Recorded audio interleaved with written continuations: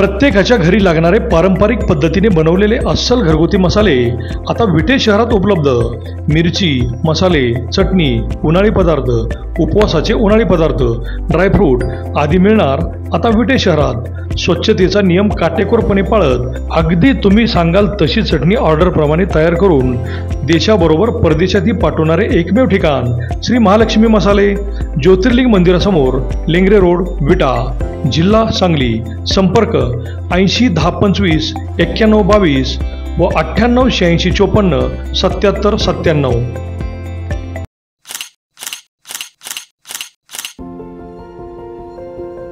आता पुण्यातील गुणवत्ता विट्यामध्ये 11वी 12वी सायन्स, नीट, जेई, MHT CETच्या तयारीसाठी 8वी 9वी 10वी स्टेट बोर्ड CBSEचा पाया भक्कम करण्यासाठी ॲक्सेंट सायन्स अकॅडमी व Shinde classes and Parinita good luck test series.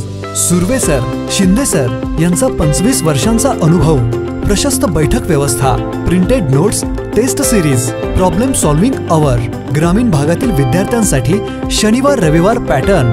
तर आजच आपला प्रवेश निश्चित करा। ॲक्सेंट सायन्स अकॅडमी आणि Shinde classes Parinita good luck test series आम्ही प्रवेश घेतोय, तुम्ही घेताय ना?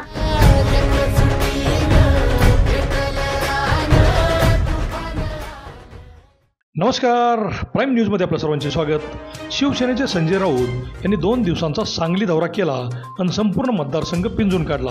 पैलवान चंद्रहार पाटील यांची उमेदवारी घोषित करून उद्धव ठाकरे यांनी शिवसेना हा चर्चेत रमणारा पक्ष नाही तर निर्णय घेणारा पक्ष असल्याचे दाखवून दिले। चंद्रहार पाटील यांना उमेदवारी मिळणार नाही अशा चर्चा होत होत्या, कारण विश्वजित कदम यांनी विशाल पाटील यांना घेऊन थेट दिल्ली गाठली आणि सांगलीची जागा काँग्रेसची कशी आहे हे वरिष्ठांना पटवून सांगितले। आणि इकडे संजय राऊत यांनी विलासराव जगताप व अजितराव घोरपडे यांची भेट घेतली आणि सांगलीतील प्रत्यक्ष परिस्थितीची माहिती घेतली। त्यावरून त्यांनी विशाल पाटील यांना विमानात बसवून घेऊन जाणारे पायलट त्यांचे विमान भाजपकडे तर नेत नाहीत ना असा सवाल केला। तसेच काँग्रेसच्या नेत्यांनी नौटंकी बंद करावी व महाविकास आघाडीचे उमेदवार चंद्रहार पाटील यांचे काम करावे अशी तंबीस दिल्याने महाविकास आघाडी टिकते का नाही असा प्रश्न पडला।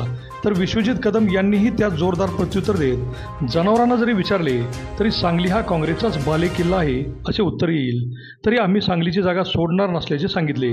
त्यामुळे मतदारसंघात मात्र प्रचंड संभ्रम वाढला।